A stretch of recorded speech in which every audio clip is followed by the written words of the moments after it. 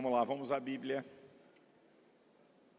É um texto conhecidíssimo da Palavra de Deus que eu quero trazer para você. João capítulo 16, versículo 33. Evangelho de João, capítulo 16, versículo de número 33.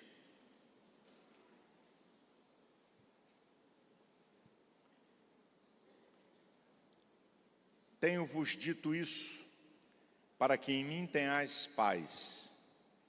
No mundo tereis aflições, mas tende bom ânimo, eu venci o mundo.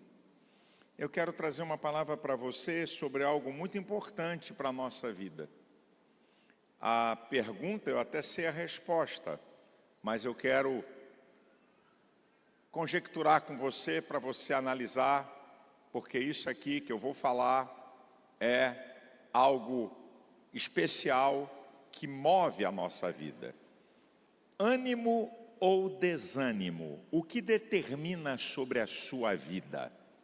Preste atenção no que eu vou te falar aqui, na minha introdução. O ânimo é o agente ativador do ser, que faz uma pessoa ser otimista, proativa, resiliente, aquela capacidade de superar obstáculos e dificuldades.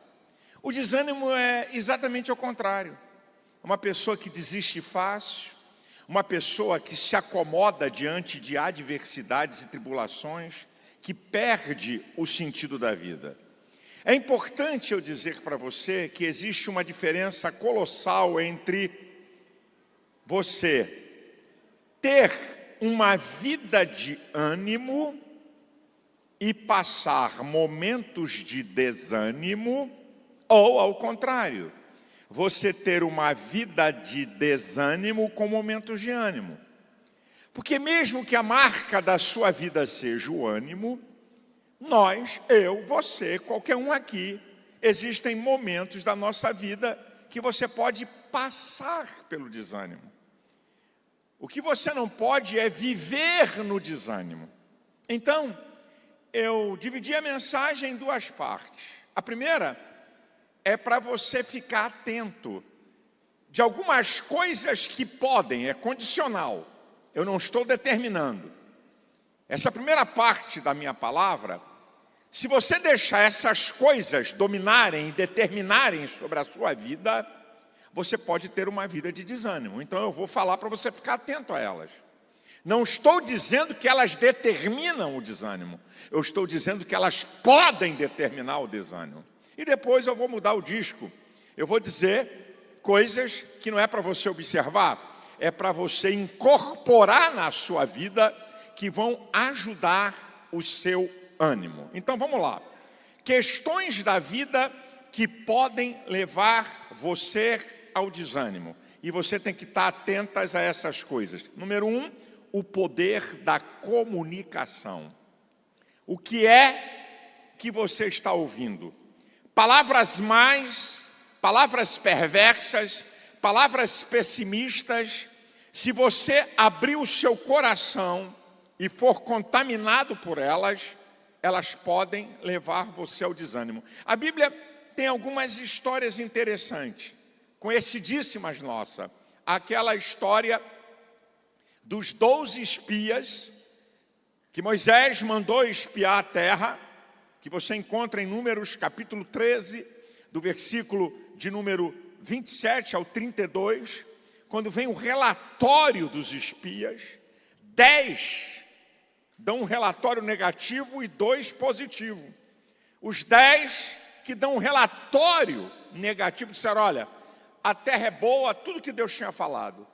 A terra mana leite e mel, porém, contudo, entretanto, todavia, é terra de gigantes, é terra de cidades fortes. Nós não podemos possuí-la. Essa comunicação negativa contagiou todo um povo que preferiu ouvir a voz negativa do que a promessa de Deus. Para vocês verem o poder de uma comunicação negativa. Também tem um outro episódio bíblico que quando um campeão filisteu chamado Golias, 1 Samuel, capítulo 17, ele faz um desafio para que Israel enviasse um homem para lutar com ele. Quem vencer, o povo serve, o povo derrotado ao povo do campeão. E diz no versículo 11 que quando o povo ouviu o desafio de Golias, tiveram medo, temeram do rei ao soldado. Olha o poder da comunicação negativa. E tem uma outra história interessante que é do profeta Elias, o profeta do fogo, o profeta do poder, o profeta da unção, que com uma oração pequenininha faz fogo cair do céu e lamber o altar. Uma oração pequenininha. Isso é o capítulo 18 de 1 Reis. Aí você vai para o capítulo 19, e aí tem Jezabel, porque Elias destruiu os profetas de Baal a quem ela servia. Aí ela manda uma mensagem para Elias. Ela nem falou diretamente. 1 Reis, capítulo 19, versículo 2. Manda um recado para ele aí. Se amanhã a essas horas não vai acontecer com ele o que aconteceu com os profetas de Baal. Isso é, vai perder a cabeça. Quando Elias recebe a mensagem, ele entra num quadro depressivo, de desânimo. Ele vai embora, vai para debaixo de uma árvore e diz: já chega, não sou melhor do que meus pais, que eu morra. Então, meu querido, muito cuidado com o que você está entrando por um ouvido e tomando conta do teu coração, mente, vontade e sentimentos. Porque uma comunicação negativa pode levar você ao desânimo. Cuidado, papai e mamãe, o que você fala para teus filhos. Cuidado, marido, para o que você fala para essa senhora. Cuidado, senhora, para o que você fala para esse marido. Cuidado, irmão, para o que você fala para um outro irmão. Porque o poder da comunicação negativa pode travar você e levar ao desânimo. O que é que pode levar ao desânimo? Uma outra coisa que pode levar ao desânimo: a maneira que você encara as adversidades. Todos nós passamos lutas. O próprio Jesus declarou: no mundo vai ter luta, vai ter aflição. Provérbios 24:10 diz: se te mostrares frouxo no dia da angústia, a tua força será pequena. Se você se entregar à adversidade, você tem a certeza que ela vai te dominar.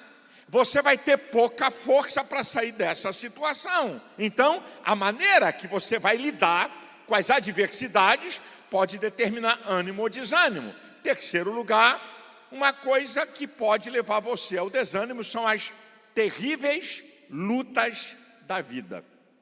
As terríveis lutas da vida. A Bíblia fala em 2 Coríntios, capítulo 7, versículos 5 e 6, o apóstolo Paulo diz assim: eu, quando cheguei à Macedônia, não tive descanso algum.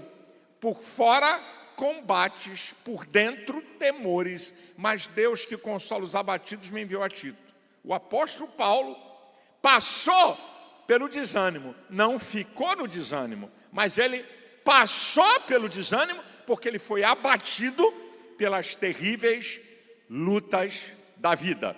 Uma outra coisa que pode levar você ao desânimo são as questões biológicas, patológicas e químicas do nosso corpo. Isso aqui é uma coisa muito importante. E uma das coisas que pode trazer uma confusão para você, porque os sintomas são parecidos, uma pessoa com uma depressão profunda, ela não tem vontade de orar, vou falar para os crentes aqui, de orar, nem de vir à igreja. E não é porque ela está fraca na fé, é porque toda a energia do cérebro e do organismo está sendo consumida.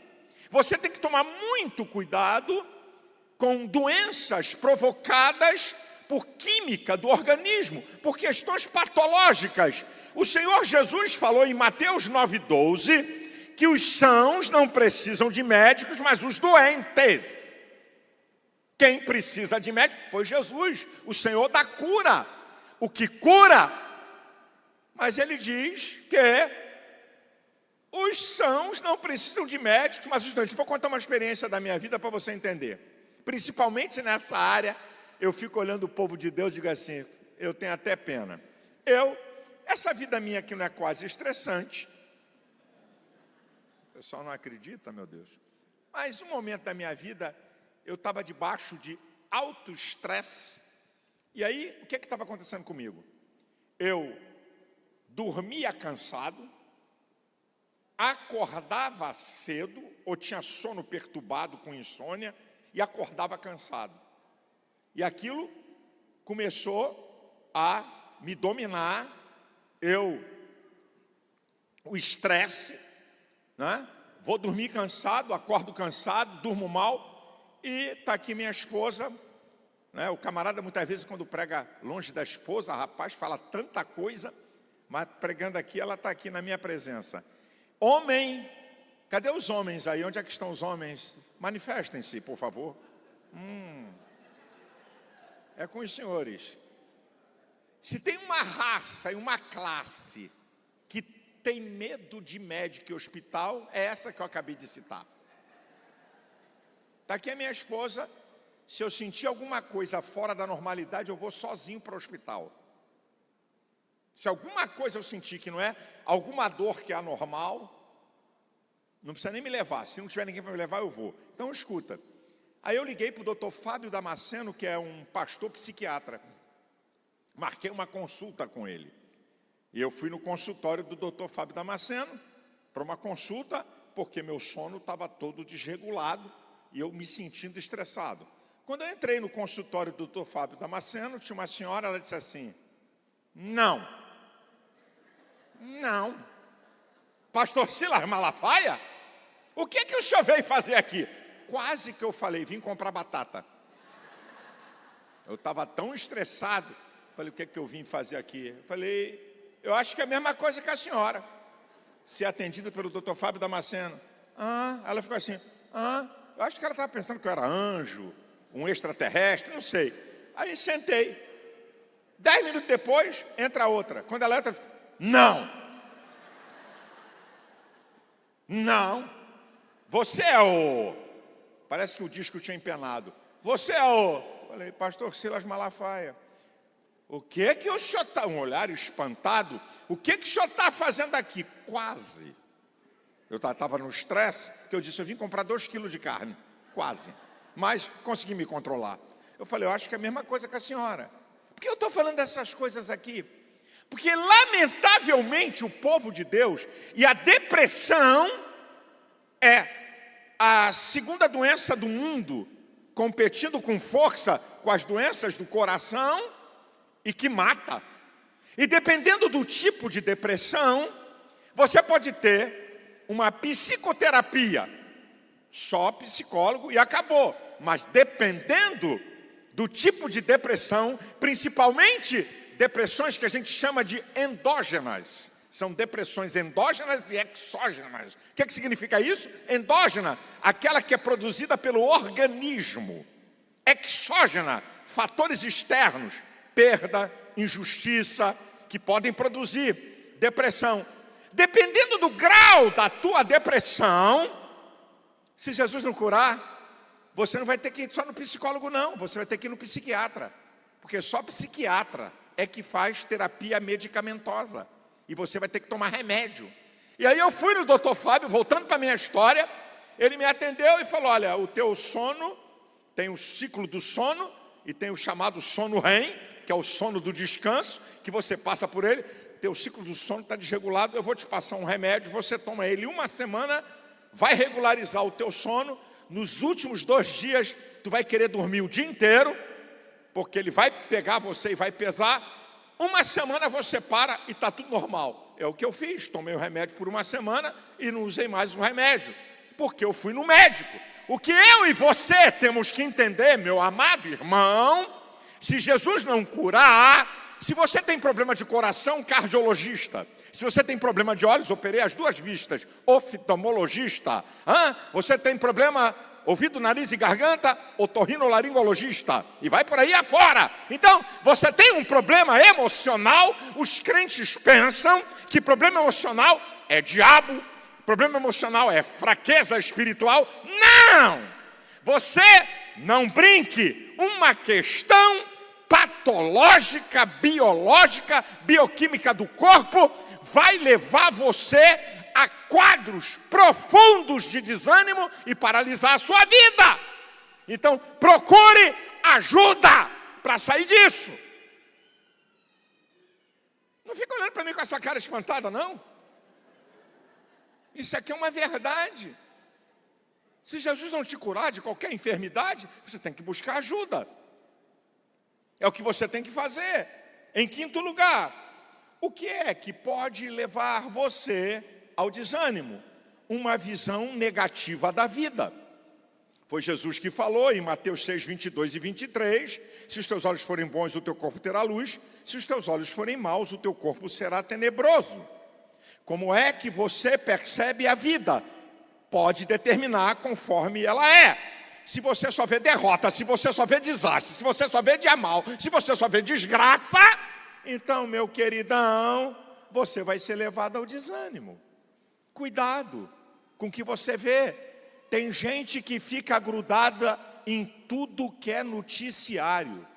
É mundo de louco. É o tempo todo comendo comida ruim. Meus irmãos, na época da pandemia da Covid, eu não via jornal. Já morreram 387 mil. No outro dia, 387.200. No outro dia, 402 mil. Pô, vai chegar a minha vez, eu estou na fila. Mas só notícia ruim, cara. Isso vai contaminar você. Se você percebe a vida ruim, vai levar você ao desânimo. Meu Deus, olha o dólar. Olha quanto está o dólar. Irmão, tu está lidando? É investidor? O cara não tem $1 em casa e está preocupado com onde é que está o dólar.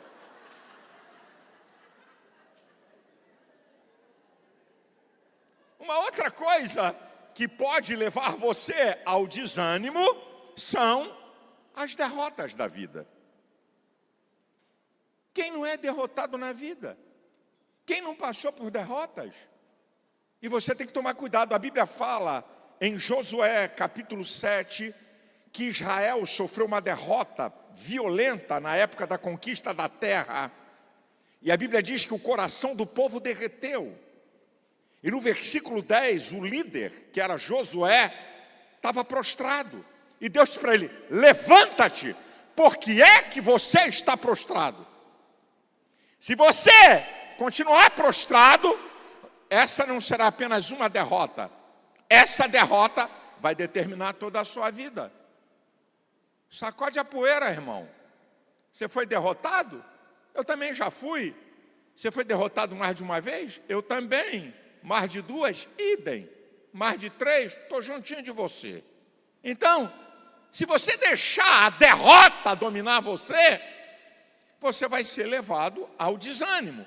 Eu podia falar de tantas coisas que podem levar você ao desânimo, mas eu queria te dizer, qualquer coisa, seja as que eu falei, ou as que eu não falei, mas qualquer coisa que dominar você negativamente, vai levar ao desânimo. E sabe qual vai ser o resultado da sua vida? Perda de objetivos, sonhos ideais. Paralisa o teu potencial e a tua trajetória. Você fica marcado pelo medo, retrocesso na vida, complexo de inferioridade, visão errada da vida e perca do equilíbrio emocional. Agora eu vou virar o disco. Essas coisas que eu te falei e outras que eu podia falar, é para você ficar atento. Não que você não passe por elas, mas que você apenas passe e não fique nelas. É esse o conselho que eu quero dar para você. Mas agora eu vou virar o disco. Eu vou dizer coisas que podem levar você ao ânimo. E agora eu vou pedir para você, vai me ajudar a pregar aqui. De vez em quando, eu vou falar nessa entonação, não é a palavra ânimo. Mas quando eu falar nessa entonação, eu quero que você imediatamente repita também com uma entonação forte. Então, nessa segunda parte, de vez em quando eu vou falar assim: ânimo! Isso aí, esse povo inteligente é fogo. Então, eu vou dar uma ênfase nessa palavra e quero que você repita imediatamente. Vamos treinar mais uma vez? Ânimo!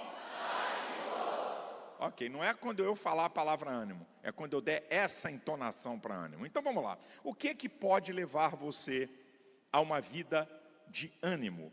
Marcar você pelo ânimo. A vontade de viver, de lutar, de vencer, diante de dificuldade, de adversidade, de amar, você não desistir, não se entregar. O que pode levar você ao ânimo? Número 1, pense coisas boas. O que domina a sua mente? Olha que coisa espetacular. O apóstolo Paulo preso em Roma. As cartas da prisão. Efésios, Filipenses e Colossenses. São as cartas da prisão. Qual é o destaque da carta aos Filipenses? A carta da alegria. 16 vezes, Paulo preso, envia uma carta falando de alegria. Regozijai-vos no Senhor, regozijai-vos no Senhor, alegrai-vos no Senhor. Essa carta, ela pulsa e vibra por alegria.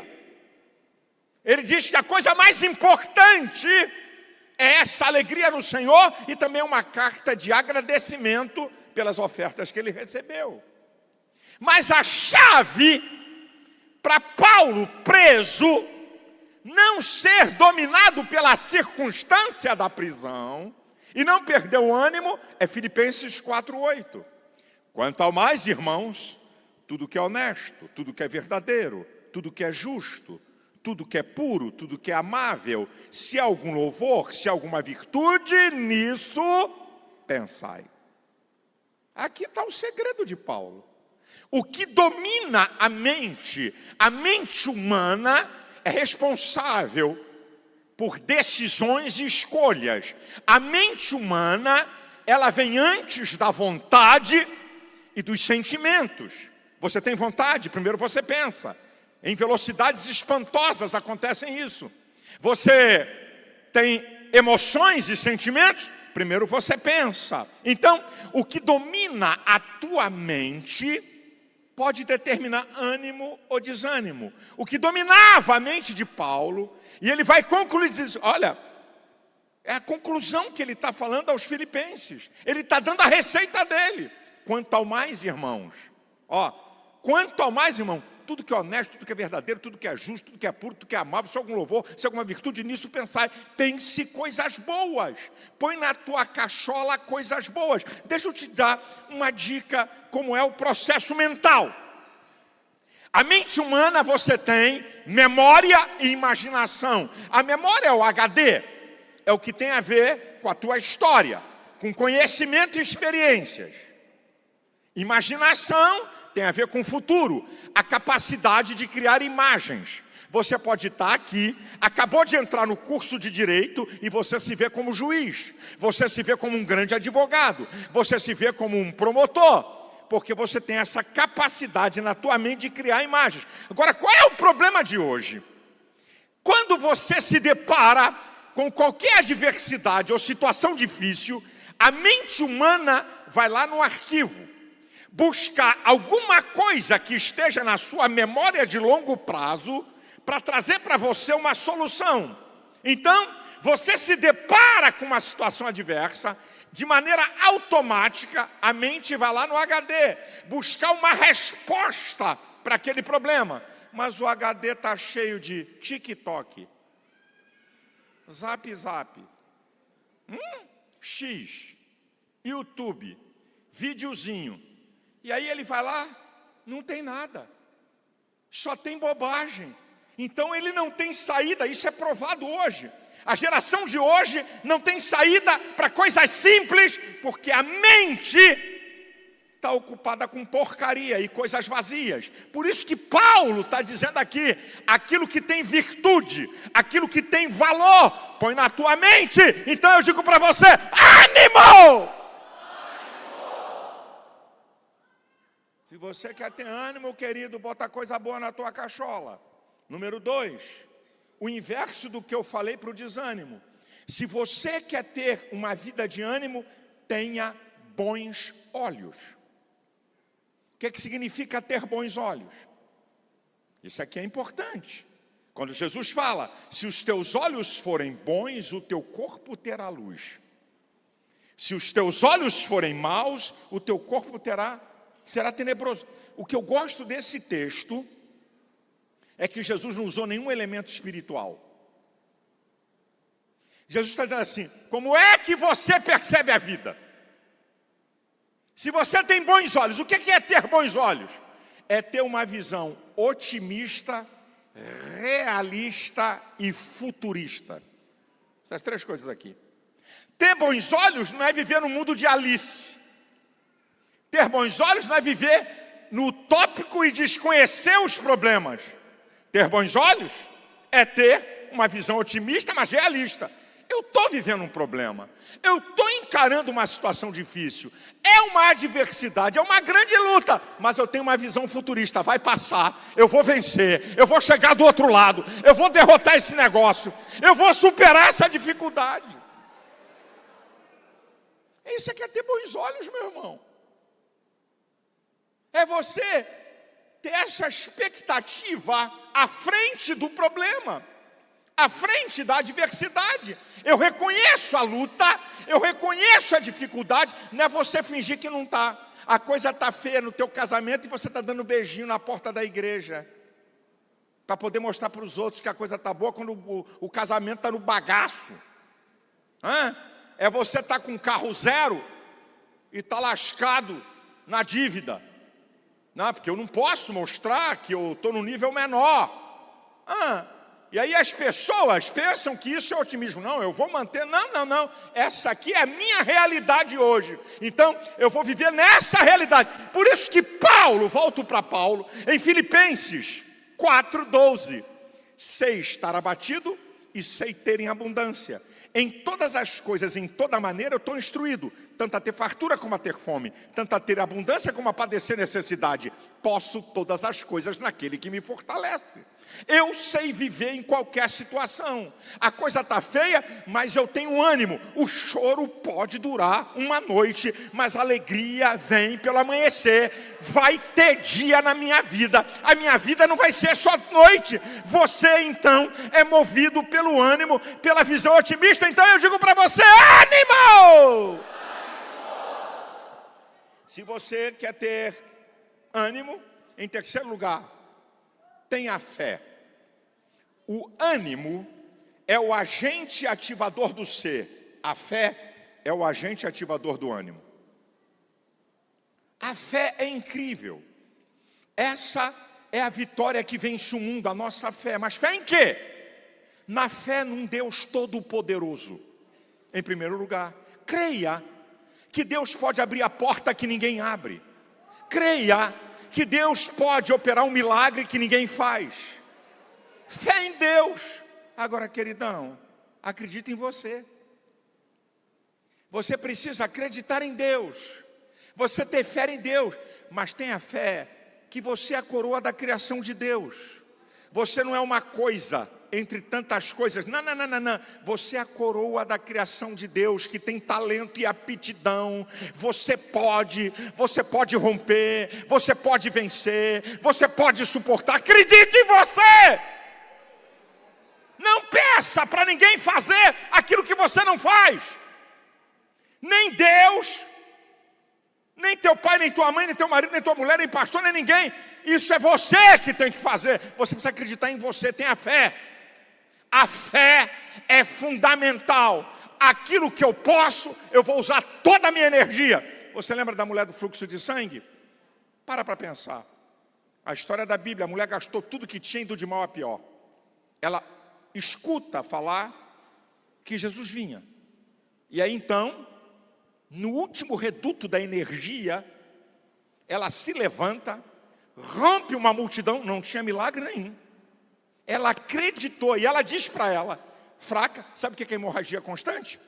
Ciclo menstrual que não parava. As mulheres entendem disso. Essa mulher estava com a energia dela no lixo, depauperada. Mas ela vai dizer assim, se tão somente eu tocar nas orlas do vestido dele, eu serei curada. Ela acreditou na possibilidade, mesmo diante da sua fraqueza. A Bíblia não relata detalhe, mas você imagina uma multidão que vinha, Jesus caminhando, essa mulher rompendo no meio da multidão até tocar em Jesus, era a última da fila, e ela decidiu ser a primeira da fila. O milagre só vem depois que ela acredita nela. Mediante a fé que ela teve em Cristo, ela fez a parte dela. Eu creio que Ele pode me curar. Eu tenho uma notícia boa para te dar. A maioria dos milagres tem um lugar que você tem que chegar. Pega a Bíblia, meu irmão. A mulher cananeia, o cego de Jericó, leproso. Tem um lugar que você chega para acessar o milagre. Tem um lugar, a maioria. Muitas vezes você pensa que tudo que é milagre vai chegar de mão beijada para você. Não! Tem alguma coisa que o teu ânimo vai levar, porque você acredita que você pode esgotar toda a tua possibilidade, até o último limite. E a partir daí, o Deus Todo-Poderoso, que cura, que opera milagres, que abre portas, que muda desígnios, vai operar. Então creia! E aí eu digo para você, ânimo! Se você quer ter uma vida de ânimo, eu vou te dar o quarto conselho. Medite e pratique a palavra de Deus. A palavra de Deus é o único livro que o autor está presente. Por isso que quando a Bíblia diz em Romanos 10:17, a fé vem pelo ouvir, e o ouvir a palavra de Deus. Ué, ouvir? Mas então eu só vou ouvir a palavra de Deus quando alguém prega? Não, não. O sentido é real que Paulo está falando. Porque quando você está lendo a palavra, você está ouvindo Deus falar com você. E se você quiser ter uma vida de ânimo, você precisa meditar e praticar a palavra. O Salmo 119, versículo 116 diz assim, vivifica-me segundo a tua palavra para que viva, e não me envergonhe da minha esperança. Vivifica-me segundo a tua palavra para que viva. Hebreus 4:12 diz que a palavra de Deus é viva e eficaz, mais penetrante que espada alguma de 2 gumes, penetra até a divisão da alma e do espírito, das juntas e das medulas, é apta para discernir os pensamentos e as intenções do coração. É por isso que o diabo quer roubar a palavra de Deus da tua vida, da tua família, da tua casa e da igreja. Porque a palavra de Deus, ela é poderosíssima em renovar o nosso ânimo, em renovar nossas forças, em nos vivificar. Então, eu te aconselho, queridão, quando você ler a Bíblia, Deus vai falar com você, desculpa, eu estou usando a palavra errada. Bíblia não se lê, Bíblia se medita. Meditar é pensar, raciocinar, inferir, refletir. Você lê gibi, lê jornal. Bíblia não, é meditar. Medita na tua lei de dia e de noite. Pois será como árvore plantada junto a ribeiros que dá o seu fruto na estação própria, cujas folhas não caem, e tudo quanto fizer, prosperará. Se você quer ter uma vida de ânimo, ouvir e dizer palavras boas. Cuidado com a murmuração. Se tem uma coisa que deixa Deus indignado, é a murmuração. Sabe o que é murmurar? Quando você está murmurando, você está dizendo que Deus não é Deus suficiente. É uma reclamação descabida contra Deus. É um dos 5 pecados que levou Israel a ser prostrado no deserto. A murmuração. Palavras más têm efeitos devastadores. Tiago capítulo 3, versículo 6 diz que ela é ela consegue contaminar o corpo, inflama o curso da natureza e é inflamada pelo inferno. Cuidado com o que você fala. Mateus 12:34, Jesus diz que nós vamos dar conta de todas as palavras. Pelas palavras vocês vão ser justificados e pelas palavras você vai ser condenado. Olha o que você fala. Palavras podem ser vida e podem ser morte. Cuidado com o que você fala. Olha o que você está falando dentro de casa. Olha o que você está insinuando para seus filhos. Eu estava uma vez com uma viagem a Israel e estava conversando com um guia judeu. Ele disse assim: pastor, sabe qual é a diferença, com todo respeito, da mãe judia para outras mães? Eu falei: não, eu vou te explicar. Quando o garoto tira a nota ruim na escola, ao invés dele chegar na casa e a mãe dizer: tu é burro, ignorante, já é a segunda nota baixa, toma jeito. Ela não fala isso. Ela disse: meu filho, eles não estão entendendo você. Você é inteligente, mas eles não estão entendendo você. Um dos caras mais inteligentes que cruzaram a minha vida, Dr. Miles Monroe, morreu num desastre aéreo do seu avião, num erro do seu piloto. Talvez esse foi o cara mais inteligente que já cruzou a minha vida.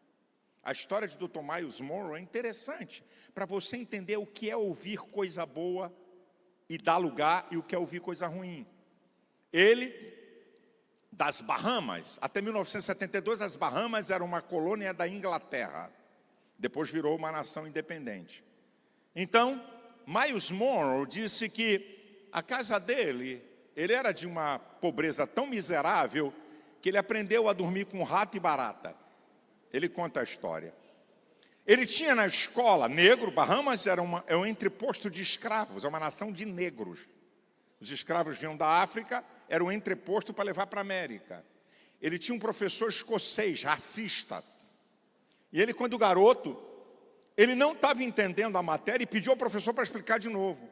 O professor explicou, ele disse: eu não estou entendendo. A segunda vez, não estou entendendo. A terceira, o cara perdeu a paciência. Virou para ele e disse assim: você tem cérebro de macaco, você é um idiota, um burro, não vai aprender nada. Ele saiu da escola chorando. A mãe dele, uma mulher semi-analfabeta, mas sábia, temente a Deus. Ele chegou em casa chorando e disse: mãe, eu não volto para a escola. E chorando, ela falou: o que foi, meu filho? Conversa e tal. Até que ele disse: eu não volto. O professor disse que eu tenho cérebro de macaco, que eu sou um burro e um idiota. Ela disse: senta aqui, meu filho. O professor não sabe quem você é. Você é a coroa da criação de Deus. Você é o ser mais inteligente que Deus fez na terra. Não permita que ninguém determine quem você é. Você pode chegar a lugares muito altos. Rompa isso. Ele diz que aquela palavra da mãe dele mudou o seu mundo. Dr. Miles Monroe, todos os livros dele nos Estados Unidos são best-seller. A última conferência que ele deu numa universidade foi em Harvard, para o corpo docente da Universidade de Harvard.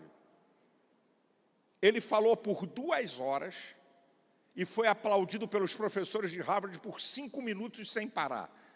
Uma inteligência, uma sabedoria incrível. Eu nunca vi ninguém pregar sobre o reino de Deus como Miles Monroe. Eu nunca vi ninguém pregar sobre liderança. Ele era conselheiro de grandes e mega empresas. Um homem negro, de uma família paupérrima, de um professor preconceituoso. E a história vai dizer uma coisa linda. Ele conta, eu ouvi ele contar num dos nossos congressos. Anos na frente, ele já famoso, lançou um livro na Inglaterra. E estava numa livraria, uma fila enorme, ele dando autógrafo. E chegou um homem idoso e ficou parado na frente dele. Ele assinou o livro e o cara ficou olhando para ele. Ele falou: sim, senhor. E o cara não saiu. Ele falou: senhor, por favor, a fila é grande. Ele falou: rapaz, que bobagem eu falei para você. Eu disse que você tinha cérebro de macaco. Eu disse que você não ia chegar a lugar nenhum. E eu sou amante dos seus livros. Eu fui o professor. Ainda bem que você não acreditou em mim. Aí o cara abraçou ele, ele chorou, o cara chorou. Mas o que eu estou querendo dizer para você é isso. Uma palavra, meu irmão. Uma palavra. Sabe, no meio pentecostal, não vou deixar passar nada aqui. Não vou levar nada que eu tenha que deixar aqui. No meio pentecostal, eu não sei, tem gente que quando vê um irmão em dificuldade, em luta, em guerra, parece que corre um veneno. Vai piorar. Isso é só o começo, não precisa nem do diabo. Se você está atravessando uma luta, uma adversidade, alguém chega para você e diz assim, é só o começo. O sangue de Jesus tem poder, e quando chegar no meio? Não é nem no fim, se só o começo dessa desgraça, então, vou te dar um conselho. Você não tem uma palavra boa? Cala a boca. Não fala nada não. Agora, se você tem uma palavra profética que Deus te revelou, mudou o mundo. Até para chocar, para alertar e para corrigir a pessoa. Mas não é. Sabe? Vê um camarada para baixo. Irmão. Olha, eu já vi outro passar por isso, nem vou te contar. Pelo amor do sangue de Jesus. Fica quieto, rapaz. Diga coisa boa. Fale palavras boas. Ânimo! Eu vou encerrar essa minha mensagem falando coisas boas da Bíblia para você. Porque não tem um agente tão poderoso para produzir ânimo como a palavra de Deus. Então segura aí. Isaías 41:10. Não temas, porque eu estou contigo. Não te espantes, porque eu sou o teu Deus. Eu te ajudo, eu te esforço, eu te sustento com a destra da minha justiça. Oséias capítulo 6, versículo 1. Vinde e tornemos ao Senhor. Ele nos despedaçou e nos sarará. Ele fez a ferida e a curará. O mesmo Deus que está permitindo essa adversidade é o mesmo Deus que vai te dar a vitória. Salmo 113, a partir do versículo 5, diz a Bíblia: quem é como o Senhor, que habita nas alturas, encurva-se para ver o que há nos céus e na terra? Aquele que do pó levanta o pequeno e do monturo ergue o necessitado, faz habitar entre os príncipes, faz com que a mulher estéril seja alegre mãe de filhos. Oh, querido, esse é o Deus que nós servimos. Salmo 52, versículo 22. Lança o teu cuidado ao Senhor, Ele te susterá. Nunca permitirá que o justo seja abalado. Ânimo!